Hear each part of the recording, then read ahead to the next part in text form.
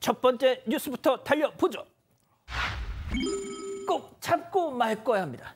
자, 우리 사반 가족께서 꼭 잡고 싶다고 보내준 영상 함께 보시죠. 자, 저기는 중고 거래 현장. 구매자가 오더니 꾸벅 인사합니다. 판매자에게. 그러더니 차로 가죠.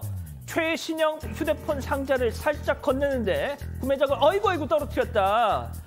떨어뜨리고 괜찮나 하면서 막 살펴보죠. 전화를 하면서 자, 저 있잖아 하면서 슬금슬금 거리를 벌려요. 거리가 좀 안녕 나 잘 쓸게 하면서 와 우사인 볼트 저리 가라 전력 질주 일명 들고 튀는 야 이제는 진짜 이 기자 대면 거래를 해도 저렇게 대놓고 들고 튀네요. 네, 사건 반장 가족분께서 직접 제보해 주신 영상인데요. 지난 15일 밤 9시 50분쯤에 전북 전주시에서 있었던 일입니다. 이 제보자는 오후 9시 23분쯤에 이 구매자와 온라인 중고거래 어플 있잖아요. 여기에서 최신 휴대전화 제품을 170만 원에 거래하기로 약속을 잡았습니다. 그런데 이 구매자가 자신이 전주 평화동에 있는 한 아파트에 있다. 여기까지 와줄 수 있냐라고 얘기를 한 겁니다. 이 제보자도 그렇게 하겠다고 해서요. 약속 장소에서 만나서 거래 제품을 서로 확인까지 합니다. 그런데 이 구매자가 내가 돈을 낼 수 있는 게 아니라 어머니가 입금을 하기로 했다면서 어머니에게 전화를 해서 이 상황을 전해야 한다는 겁니다. 그러면서 슬금슬금 이 제보자와 거리를 두기 시작하더니 갑자기 담배 한 대를 줄 수 있냐라고 묻기까지 합니다. 그래서 담배까지 얻어서 피고요. 그러더니 갑자기 제보자가 휴대전화를 잠깐 들여다보는 틈을 타서 그대로 휴대전화를 갖고 도주를 한 겁니다. 야, 저 좀 잡아주세요. 팀장님, 보셨죠? 전화하면서 진짜 너무 얄밉다. 그러니까요. 저 젊은 사람 같은데요. 예. 저 내용을 보게 되면 온라인 그 중고거래 아닙니까? 믿고 이제 대면을 만나서 했는데 휴대폰을 전화 거는 척하면서 갑자기 거리를 두고 도망갔습니다. 그런데 예. 저 구매자, 그 제보자가 말하기를 저 구매자가 사실은 저 전북에 있는 전주 효자동에 산다고 말했다는 거예요. 물론 100% 믿을 수는 없습니다. 그리고 돈이 어머니한테 입금이 돼야만 줄 수 있다고 봐서는 10대로 보는데 아마 얼굴도 10대로 보였던 것 같아요. 그런데 중요한 거는 경찰에 신고하긴 했는데 아마 담배꽁초를 쓰고 한 것 같아요. 근데 문제는 뭐냐면 담배꽁초를 쓰고 해서 DNA는 검출할 수는 있지만 그 구매자가 범죄를 해가지고 그 DNA를 채취해서 데이터베이스에 있으면은 일치가 되지만 10대라고 한다면은 거의 없을 확률이 큽니다. 따라서 경찰에서는 CCTV, 제가 보니까는 CCTV가 좀 보이네요. 그리고 또 온라인 중고 장터에 그 접속하려고 그러면 또 필요한 게 있거든요. 그래서 신고를 했다고 한다면은 제 생각에 얼마 되지 않아서 검거는 가능합니다. 맞습니다. 자, 두 번째 뉴스 가보죠. 찐 스트리트 파이터입니다. 자, 일단 영상부터 보시죠. 자, 여기는 수원역 앞입니다. 아이고, 와, 왼손 스트레이트, 원투, 야, 이거 뭐니? 야, 심영래 씨가 예전에 이런 거 많이 했죠. 권투하면서. 자, 지금 다리 잡고 넘어뜨리려고 하는데 말이죠. 안 넘어졌습니다. 니킥도 날리고요. 이거 뭐 하는 거예요, 지금? 자, 수원역을 지나는 시민들 무심하게 쳐다만 보고 지금 들리십니까? 자, 저 스님의 목탁 소리는 허공을 가르고 목탁 리듬의 스텝을 밟듯.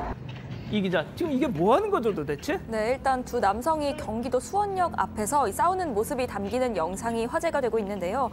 이 영상 속에 흰색 상의 입은 남성 그리고 검은색 옷 남성이 그냥 막 싸우는 게 아니라 마치 격투 경기를 하는 듯한 모습이어서 더 화제가 되고 있습니다. 이 검은색 상의 입은 남성은 복싱 기술을 어느 정도 익힌 것 같아요. 뛰어난 방어 능력을 좀 보여주고 있고요. 흰색 상의를 입은 남성은 상대보다는 약간 못하긴 한데 그래도 다리를 잡아서 넘어뜨리려고 하는 모습에서 마치 종합격투기를 약간 익힌 듯한 그런 느낌이 나기도 합니다. 일부 누리꾼 사이에서는 이 두 사람이 친구 관계가 아니겠냐 하는 추측까지 나오는데 왜냐하면 이 두 사람의 모습에서 상대를 험하게 제압해야겠다, 상처를 입혀야겠다 이런 모습이 잘 보이지 않기 때문이다. 이런 얘기까지 나오기도 있습니다. 예, 자 영상 다시 한 번만 좀 보여줄 수 있어요? 그 오디오 좀 살려서요.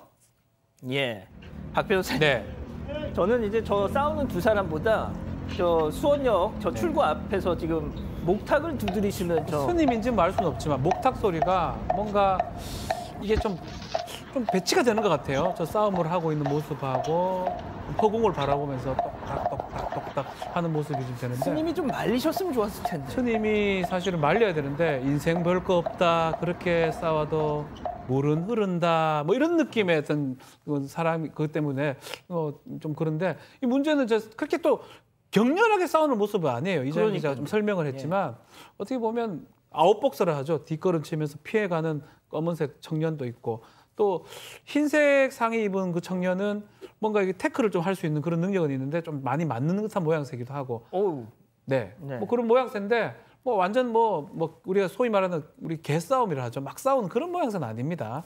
좀 그렇게 모양새는 아닌데 조금 순화해서 도그 싸움. 막 싸움. 네. 근데 이제 제가 말씀드리지만 친구도 어쨌든 간에 저렇게 폭행이 쌍방으로 행사가 되는 겁니다. 사람의 신체에 대한 유형의 행사는 폭행이 되는 거고요. 싸움 같은 경우는 정당방위가 성립할 수가 없습니다. 둘 다 공이 처벌될 가능성도 있고요. 만약 상처를 입었다 그러면 상해죄가 성립할 수도 있습니다. 스님은 조금 말렸었으면 좋았을 건데 그런 부분 좀 아쉽네요. 알겠습니다. 다음 뉴스 이어가죠. 갑자기 멈추면 어떡합니까? 합니다. 아무 이유 없이 그대로 멈춰라. 영상 보시죠. 자, 고속도로 잘 가고 있는데요. 자, 잘 가고 있습니다. 문제 없습니다. 그런데 저 빨간 원 안에 검은색 차 왜 멈춰? 안 돼! 피했는데 아이고 차가 전복이 됐습니다. 불박차가. 아, 박 변호사님. 네.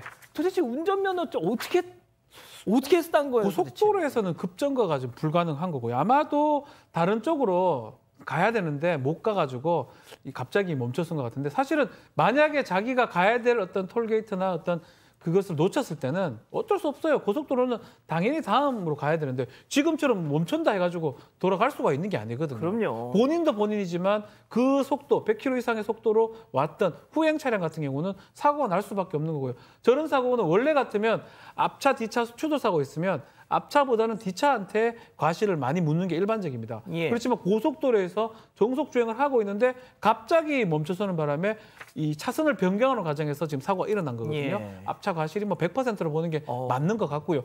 아무 이유 없이 지금 쓴 거예요. 정차한 이유는 딱 하나예요. 빠져나가야 되는데 못 빠져나가니까 그렇죠. 지금이라도 빠져나가려고 저기가 어디 뭐 골목가 아닙니까? 예. 고속도로거든요. 예. 불가능한 행동을 한 거고요. 아하. 이 과실을 인정될 것 같습니다. 알겠습니다. 자, 또 다른 영상 함께 보시죠.